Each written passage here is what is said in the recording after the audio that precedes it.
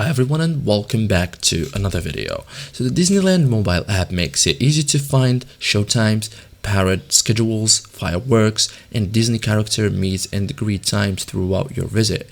Using the interactive map and entertainment listing, you can see what's happening across Disneyland Park and Disney California Adventure in real time. In this guide, I will show you step by step how to find showtimes, parade and character meet and greet times in the Disneyland mobile app, perfect for planning your day around Disneyland's entertainment. So first thing, open the Disneyland mobile app. Starts by launching the app. Open the Disneyland app, sign into your Disney account if needed, and now you are ready to explore today's entertainment schedule. Now find showtimes. To view live entertainment, tap the map icon, select entertainment from the menu at the top, and